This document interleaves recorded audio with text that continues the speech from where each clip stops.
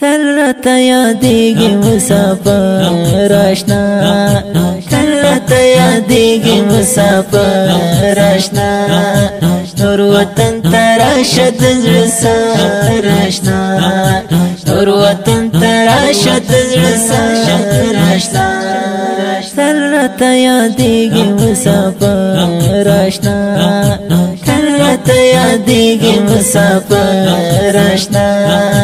نور وطن تراشد زړه سر آشنا نور وطن تراشد زړه سر آشنا زما جانان مسافر زما جانان مسافر وطن تراشد چې دی وکړم دیدنو نا وطن تراشد چې دی وکړم دیدنو زما پسترګو کې غړېږي زما پسترګو کې غړېږي مې هېرېږي همیشه دې یادوم مانا مې هېرېږي همیشه دې یادوم راته یادېږي مسافر راته یادېږي مسافر زه دې په تمه تمه شمارم وختونه زه دې په تمه تمه شمارم وختونه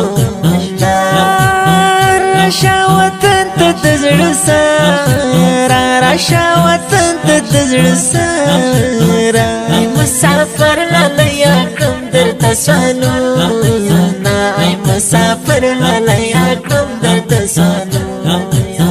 اوس په وطن کې ازادي دا اوس په وطن کې ازادي دا خوشحالي د هر خواته دي خوندونه خوشحالي د هر خواته دي خوندونه مسافران دي تل خوشحال وي مسافران دي تل خوشحال وي راته کوم هر منځ کې د سوالونه راته کوم هر منځ کې د سوالونه تلرت یادیږي مسافر آشنا تلرت یادیږي مسافر آشنا نور وطن تراشد زړه سر آشنا نور وطن تراشد زړه سر آشنا تلرت یادیږي مسافر آشنا تلرت یادیږي مسافر آشنا نور وطن تراشد زړه سر آشنا نور وطن تراشد زړه سر آشنا په پردي ملک چې اوسېږي په پردي ملک چې اوسېږي مور او پلار لري لري ژوند کوي له مور او پلار لري لري ژوند کوي پردی وطن لکه زندان دی پردی وطن لکه زندان دی په ژوند کې ګران دي لري شپې ورځې ویرونه په ژوند کې ګران دي لري شپې ورځې ویرونه سترګې په لار درته مدام سترګې په لار درته مدام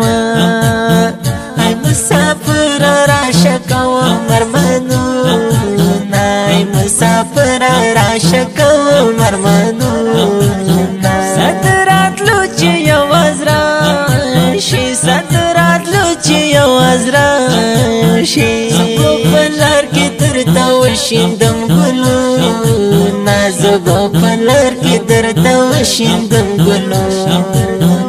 امیر خان کریم شاعر یم امیر خان کریم شاعر یم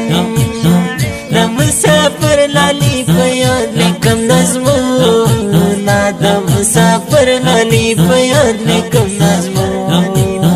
د خوش نصیب خوږواز د خوش نصیب خوږواز امیر خان کریم لیکم ښکلي شعرونه امیر خان کریم لیکم ښکلي شعرونه تلرت راته یادېږي مسافر اشنا تل راته یادېږي مسافر اشنا نور وطن ته راشه د زړه سر اشنا نور وطن ته راشه د زړه سر اشنا تل راته یادېږي مسافر اشنا تل راته یادېږي مسافر اشنا